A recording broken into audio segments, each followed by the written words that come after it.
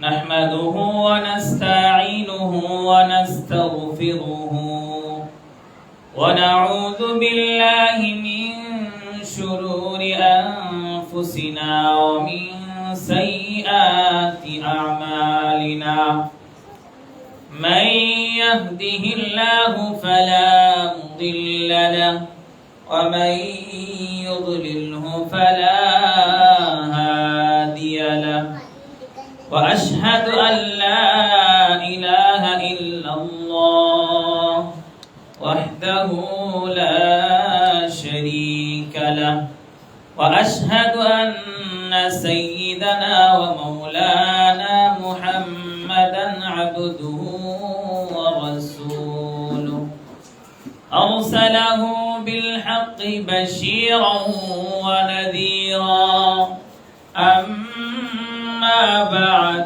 فأعوذ بالله من الشيطان الرجيم بسم الله الرحمن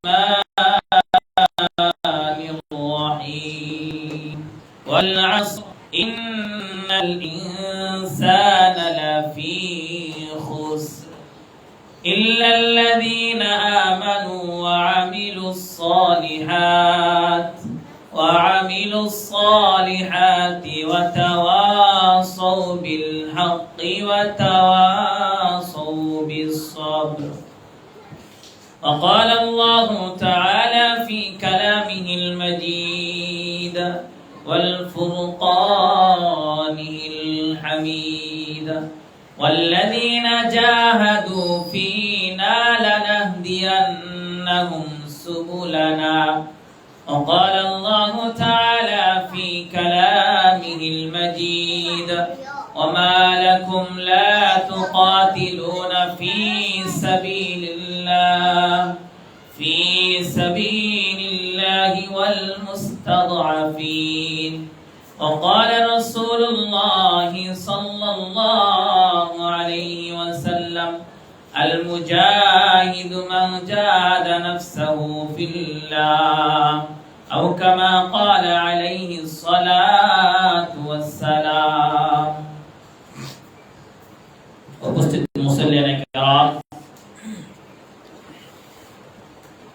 আমার সামনে উপবিষ্ট পিতার সমতুল্য সম্মানিতা মুরব্বিয়ান, পর্দার আড়ালে উপস্থিত সম্মানিতা মা এবং বোনেরা, আল্লাহ পাক রব্বুল আলামিনের নিকট লাখ কোটি শুকর যে মহান পাক রব্বুল আলামিন আমাদেরকে দয়া করে মায়া করে আল্লাহ পাক রব্বুল আলামিনের ঘর মসজিদ পর্যন্ত আসার বসার কিছু কথা বলার এবং শোনার তৌফিক দান করেছেন।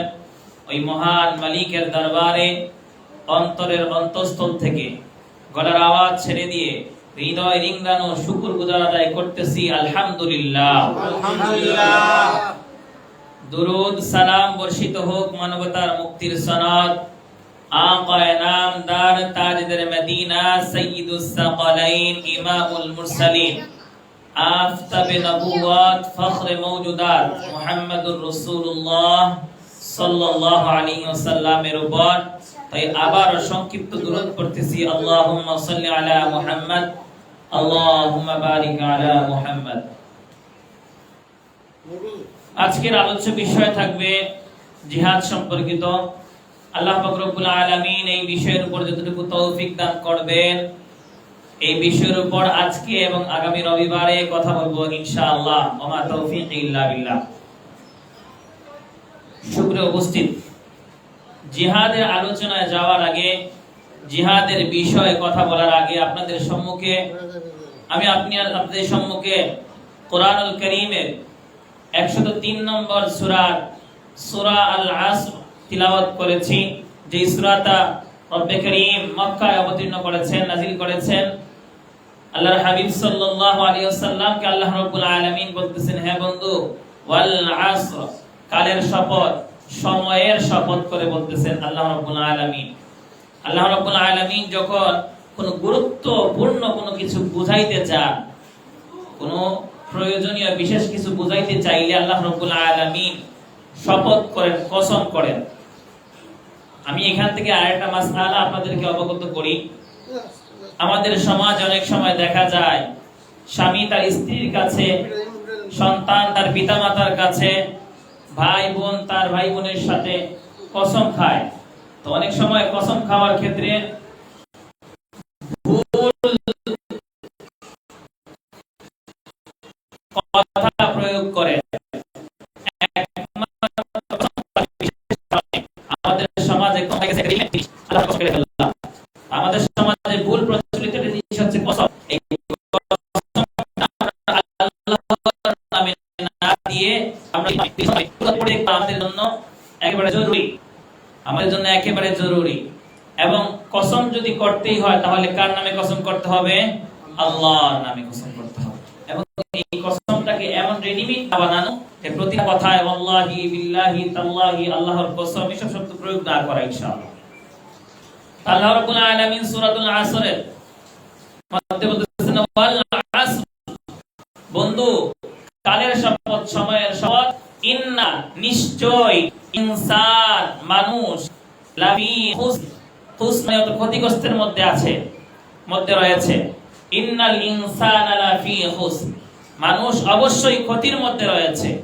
আল্লাহর হাবিব সাল্লাল্লাহু আলাইহি সাল্লামকে আল্লাহ রাব্বুল আলামিন প্রথমে ক্ষতির কথা বললেন, যে মানুষ সকল মানুষ ক্ষতিগ্রস্তের মধ্যে আছে।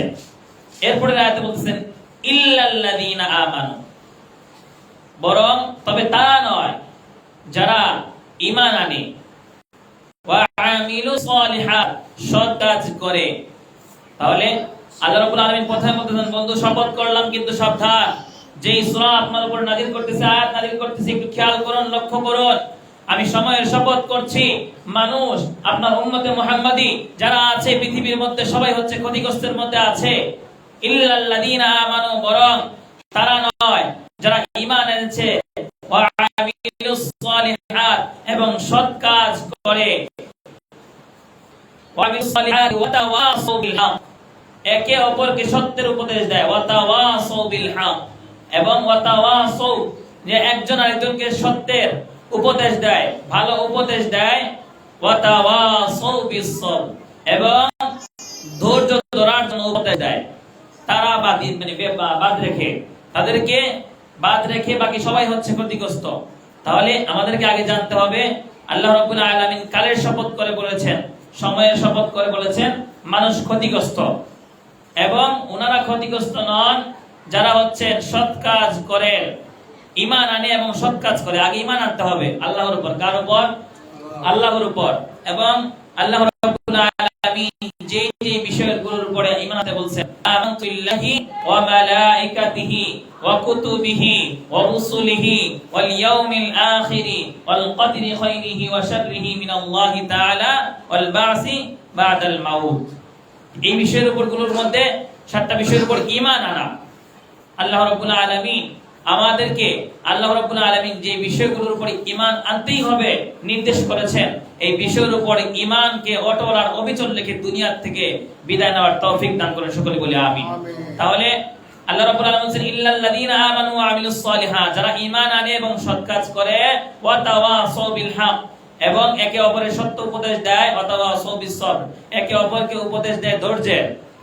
তাহলে আমাদেরকে ধৈর্যের উপদেশ দিতে হবে এবং সত্যের উপদেশ দিতে হবে, সঠিক পথ দেখাইতে হবে এবং ধৈর্য ধারণ করতে হবে।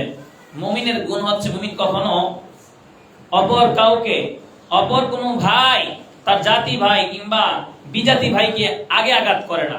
মুমিনের সিফাত হচ্ছে, গুণ হচ্ছে, আল্লাহ রাসূলের আপনি জিহাদ সংক্রান্ত, যুদ্ধ সংক্রান্ত সিরাতগুলো পড়ে দেখেন, আপনি ওনাদের জীবনীগুলো পড়ে দেখেন, সাহাবায়ে কেরাম যুদ্ধের সময় হচ্ছে আগে হচ্ছে পাল্টা আক্রমণ আসবে, তার যুদ্ধ শুরু হবে, এরকমই ছিল। তাহলে মুমিনের গুণ হচ্ছে আগে আঘাত না করা, আগে কটু বাক্য ব্যবহার না করা, আমার জাতি ভাই হোক কিংবা বিজাতি ভাই হোক, এদের সাথে কোনো খারাপ আচরণ না করা, বরং আগে একে অপরের সত্য উপদেশ দেওয়া, ভালো উপদেশ দেওয়া, এবং তাদেরকে উপদেশ দেওয়া ধৈর্য ধরার জন্য। যখন সে পাল্টা জবাব দিবে তখন তাকে জবাব দেওয়া, এর আগে নয়। এখন আসেন, আমি আপনাদের সম্মুখে কুরআনুল কারীমের সূরা নিসা ৭৫ নম্বর আয়াত আপনাদের সম্মুখে তিলাওয়াত করেছি, যেখানে আল্লাহর হাবিব আল্লাহ রাব্বুল আলামিন তার বন্ধুকে জানিয়ে দিন, ওমা লাকুম লা তুকাতিলুনা ফি সাবিলিল্লাহি ওয়াল মুস্তাদআফিন। হে বন্ধু, তোমরা কেন লড়াই করবে না, আপনি জানিয়ে দিন আপনার উম্মতকে, তোমরা কেন লড়াই করবে না আল্লাহর পথে। কোথাকার পথে? আল্লাহর পথে। তাহলে বোঝা যায় লড়াই করতে হয় কার পথে? আল্লাহর পথে। কার জন্য লড়াই করতে হয়? দিন কায়েমের জন্য। কিসের জন্য ভাই? দিন কায়েমের জন্য। এবং আল্লাহর পথ হতে হবে। এটা কোনো আমার নেতার পথ হতে হবে মানে হতে পারবে না। নেতার পথে যুদ্ধ করলে এটাকে জিহাদ বলে না। আপনার বাবার বিরুদ্ধে চলে গেছে, প্রতিবাদ করতেছেন, এটাকে জিহাদ বলে না। আপনার প্রধানমন্ত্রী বিরুদ্ধে চলে গেছে, আপনি প্রতিবাদ করতেছেন, এটাকে জিহাদ বলে না। বরং আল্লাহ রাব্বুল আলামিনের হুকুমতকে কায়েম করতে গিয়ে আল্লাহ রাব্বুল আলামিন হুকুমকে যারা বাধা দেয়, আল্লাহ রাব্বুল আলামিনের হুকুমকে যারা কটাক্ষ করে, এই সময়গুলোতে লড়াই করতে হবে। তাহলে আল্লাহ রাব্বুল আলামিন বলেন তোমরা কেন লড়াই করবে না আল্লাহর পথে এবং অত্যাচারিত দুর্বলদের পক্ষে। যারা দুর্বল, আমার জাতি ভাই হতে পারে, বিজাতীয় ভাই হতে পারে, একজন মুসলমান আর একজন মুসলমানের ভাই। এখন এই ভাই হিসেবে যে আমি আমার একজন মুসলমান ভাই একজন বেদিনের সাথে অন্য বিজাতীয় ভাইয়ের সাথে অন্যায় আচরণ করতেছে, এর জন্য আমার ভাই মুসলিম ভাইকে অন্যায় করার পর ছেড়ে দেব, এরকম যেন না হয়। বরং আল ইসলাম হকুন, ইসলাম হচ্ছে হক, সত্য, ন্যায় নিষ্ঠা বাস্তবায়ন করে। ইসলাম কখনো আপন ভাইকেও ছাড় দেয় না। যদি ছেড়ে দিত তাহলে রাসূল আরবি সাল্লাল্লাহু আলাইহি সাল্লামের কাছে যখন সাহাবায়ে কেরাম হাসান ও হুসাইনকে দিয়ে সুপারিশ করার জন্য পাঠাইলেন, একটু গিয়ে বলেন যে রাসূল যদি একটু ওনার শাস্তিটা মওকুফ করে দেন, আছে না ভাই, শাস্তিটা মওকুফ করে দেন। তখন রাসূল কি বলছিলেন? যদি এইখানে ওই পুত্রের মেয়ে ফাতেমা না হইতো, আমার মেয়ে যদি ফাতেমা হইতো, তাহলে তার বিরুদ্ধে আমি এরকম ভাবে শাস্তি প্রয়োগ করতাম, এভাবে ন্যায় বিচার করতাম। অতএব বোঝা গেল ন্যায় বিচার করার সময় আপোষ করা যাবে না। কি করা যাবে না ভাই? আপোষ করা যাবে না। নিজের ভাই এর জন্য সাজাটাকে কমিয়ে দেওয়া এবং অন্যের ভাইয়ের জন্য সাজাটাকে বাড়িয়ে দেওয়া, এরকম যেন না হয়। বরং ন্যায় নিষ্ঠা আল্লাহ রাসূল সাল্লাল্লাহু আলাইহি ওয়াসাল্লাম দেখিয়ে দিয়ে গিয়েছেন, সাহাবায়ে কেরাম দেখিয়ে দিয়ে গিয়েছেন। আজকে সংক্ষিপ্তভাবে আলোচনা করব। এই সংক্ষিপ্ত আলোচনার পরে আল্লাহ রাব্বুল আলামিন তৌফিক দেন, তাহলে ইনশাআল্লাহ সামনে আলোচনা হবে। তাহলে আল্লাহ রাব্বুল আলামিন বলেছেন তোমরা কেন লড়াই করবে না আল্লাহর পথে এবং অত্যাচারিত দুর্বলদের পক্ষে। তাহলে আমাদের এই রাষ্ট্র, এই গোটা পৃথিবী নামক গ্রহের মধ্যে আমার মুসলমান ভাই কি অত্যাচারিত হচ্ছে না হচ্ছে না ভাই? ফিলিস্তিনে কি কম না বেশি? আরাকানে কম না বেশি? বেশি, অসংখ্য, অগণিত। আমার দেশেও ব্রিটিশরা যখন তার বুলডোজার চালিয়ে দিয়েছিল, অসংখ্য উলামায়ে কেরামকে, আলেমদেরকে গাছের সাথে ঝুলে ফাঁসি দিয়েছিল। ইতিহাস তালাশ করে দেখবেন। তাহলে বোঝা গেল আল্লাহর হাবিব সাল্লাল্লাহু আলাইহি ওয়াসাল্লাম বলতেছেন, হে আমার উম্মত, জেনে রাখো পৃথিবীর এক প্রান্ত যখন তোমার কোনো ভাই, জাতি ভাই, তোমার মুসলমান ভাই আক্রান্ত হবে, ব্যথিত হবে, তখন যেন তুমিও আক্রান্ত হও, এমন তোমার বুকের মধ্যে চাপা পড়ে যায়, তোমার বুকের মধ্যে যেন কম্পন শুরু হয়, অনুভূতি হয়। কারণ তুমি তখনই মুমিন হবে যখন অপর মুসলমান ভাইয়ের জন্য সেটাই পছন্দ করবে। এখন আপনি কি চান যে আমার ভাই কষ্টে থাকুক? আমরা কি চাই ভাই কেউ? মানে আমরা যখন আপন ভাইয়ের প্রতি, আপন পিতামাতার প্রতি চাই না, তারাও তো আমার ভাই, ঠিক কি না ভাই? তাহলে আল্লাহ রাব্বুল আলামিন এরপরে রাসূল আরবি সাল্লাল্লাহু আলাইহি ওয়াসাল্লাম বলেছেন, আফদালুল জিহাদি কালিমাতুল হাক্কি ইনদা সুলতানি জাইর। সর্বোত্তম জিহাদ হলো অত্যাচারী শাসকের সামনে সত্য কথা বলা। সর্বোত্তম জিহাদ কি ভাই? অত্যাচারী শাসকের সামনে দাঁড়িয়ে সত্য কথা বলা। নাসাই শরীফের হাদিস। আল্লাহর হাবিব বলতেছেন, আপনারা জানেন জানি না, আল্লাহ রাসূল সাল্লাল্লাহু আলাইহি ওয়াসাল্লামের অনেক হাদিসের মধ্যে আছে একটা মৃত সুন্নাহকে জিন্দা করার যে ফজিলত, এটা অপরিসীম। এই সত্যগুলো, কথাগুলো আমাদের সামনে আসে না। এরপরে আল্লাহর হাবিব সাল্লাল্লাহু আলাইহি ওয়াসাল্লামের একটা ছোট্ট একটা হাদিস আছে যে সফর থেকে আল্লাহ রাসূল সাল্লাল্লাহু আলাইহি ওয়াসাল্লাম আসতেন বাড়িতে। যখন সফর থেকে বাড়ির উদ্দেশ্যে রওনা করে বাড়িতে আসতেন, ঘরে ঢোকার পূর্বে মসজিদ 2 রাকাত সালাত আদায় করে তারপরে বাড়ি করে যেতেন, ঘরে ঢুকতেন। এই মৃত সুন্নাতগুলো আল্লাহর হাবিব সাল্লাল্লাহু আলাইহি ওয়াসাল্লাম বলেন, আমার এই ফিতনার জামানায় একটা মৃত সুন্নাত জীবিত করতে পারে, তার ফজিলত কত ভরপুর আপনি তুলনা করতে পারেন না। অসংখ্য ফজিলত আছে এর উপরে।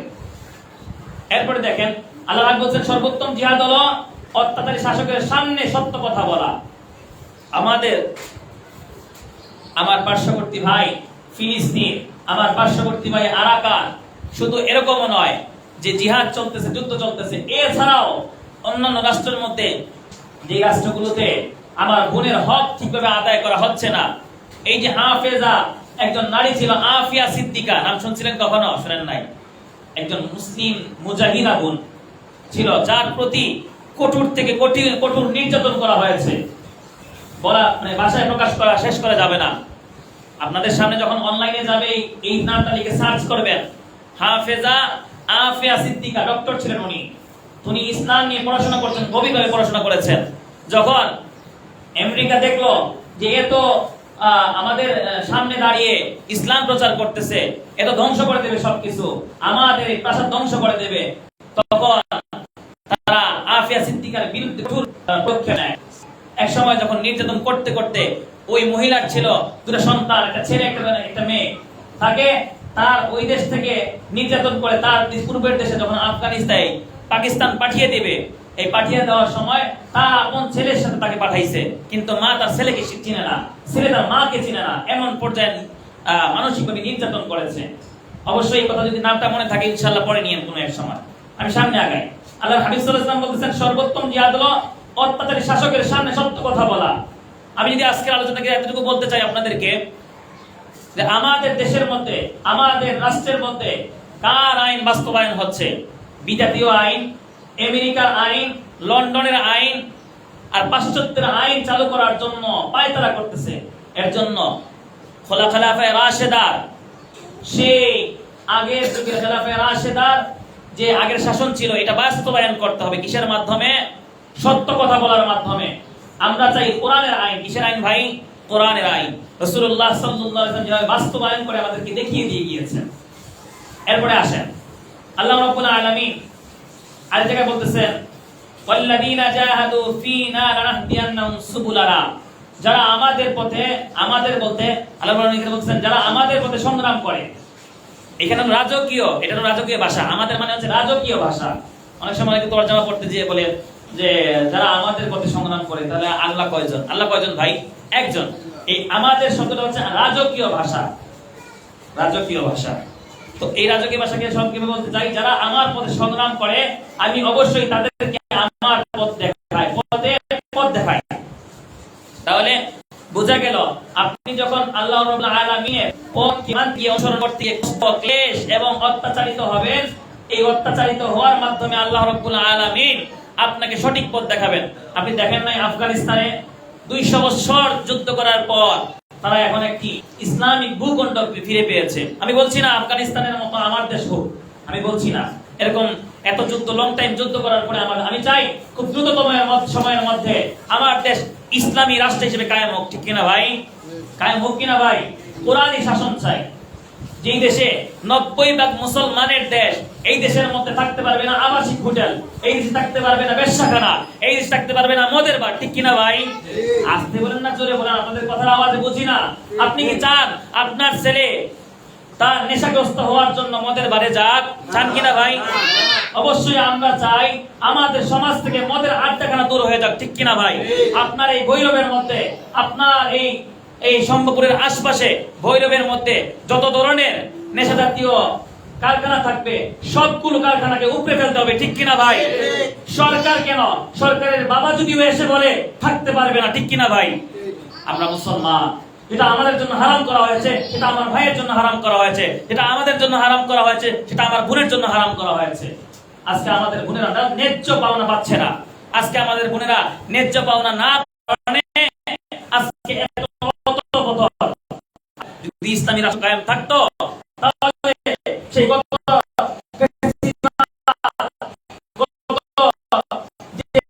মুজিবের মেয়ে ছিল এবং বর্তমান সময় চিনি এই মদের আড্ডাগুলো, ব্যবসাখানাগুলো বন্ধ করতে। ঠিক কিনা ভাই? অতএব বোঝা গেল আপনি চান না ইসলামী রাষ্ট্র, আপনি চান পাশ্চাত্য দেশের সেই আইনকে বাস্তবায়ন করার জন্য। আপনাকে স্পষ্টভাবে বলতে চাই, আমাদের এই 90% মুসলমানের দেশের মধ্যে যদি আপনি পাশ্চাত্যের আইন চালু করতে চান, বিন্দু মাত্র সময় আপনাকে দেওয়া হবে না। ঠিক কিনা ভাই? একজন তো হেলিকপ্টার পাইছিল, আপনি বিয়ারিং এর চাক্কার গাড়ি হবেন না ইনশাআল্লাহ। তাহলে আপনাদেরকে মূল যে কথাটা বলতে যাচ্ছি, জিহাদ হচ্ছে এমন একটা ভাষা, এমন একটা শব্দ, আমরা মনে করি শুধু নফসের সাথে জিহাদের নাম হচ্ছে জিহাদ। ধোঁকা দিয়ে আপনাকে বোকা বানানো হয়। আমাদের অনেক উলামায়ে কেরাম এই ওয়াজগুলো করেন যে জিহাদ হচ্ছে দুই প্রকার, নফসের জিহাদ এবং সামাজিক জিহাদ। এই যখন নফসের জিহাদ আগে উল্লেখ করেন, তখন সামাজিক জিহাদকে পরে রেখে আগে নফসের আত্মার জিহাদের কথা বলেন। আরে ভাই, আমাদের সমাজে আছে না যে বাঁচার নাম ফরজ, আগে বাঁচতে হবে। তাহলে আপনি যদি নাই বাঁচেন, নফসের জিহাদ করবেন কি হবে? আর এই কোরআনকে বাস্তবায়নের জন্য আমাকে জিহাদ করতে হবে, জিহাদ ফিসাবিলিল্লাহ। উলামায়ে কেরাম ছিলেন, আল্লামা, ওনার নামটা এখন শোনা আসছে না, অনেক মহান এবং কথা বলতেন। খুব কম সংখ্যক এখন আলেম পাওয়া যায় আমাদের সালাফি ভাইদের মধ্যে। কেমন জানে হায়তাস। এই যখন জিহাদের কথা আসে, তখন নফসের জিহাদের কথায় চলে যান। নফসের জিহাদ তো তখন করব যখন আমার গলা থেকে ছুরির আঘাত ছড়াইতে পারবো। নফসের জিহাদ তো তখন করতে পারবো আমার মা এবং বোনের ইজ্জত যখন রক্ষা করতে পারবো। ঠিক কিনা ভাই? সংক্ষিপ্ত আকারে এতটুকু বলবো। এই আয়াত থেকে, এই সূরাতুল আসর থেকে আপনাদেরকে বুঝাইতে চাচ্ছি যে আল্লাহ রাব্বুল আলামিন বলতেছেন, নিশ্চয়ই মানুষ বড় ক্ষতিগ্রস্তের মধ্যে রয়েছে। হে রাসূল, আপনি জানিয়ে দিন, তারা তখনই ক্ষতিগ্রস্ত থেকে বেঁচে যাবে যে ইল্লাল্লাযীনা আমানু, যারা ঈমান আনে, ওয়া আমিলুস সালিহাত, সৎ কাজ করে, ওয়া তাওয়াসাউ বিল হক, শুধু ঈমান আনে নয় বরং ভালো কাজ করে। ভালো কাজের মধ্যে একটা কাজ হচ্ছে আমার সমাজ থেকে মদের আড্ডাখানা, মদের বার উঠিয়ে দেওয়া। ঠিক কিনা ভাই? পারবো নি ইনশাআল্লাহ? চাইনি ইসলামী রাষ্ট্র ইনশাআল্লাহ।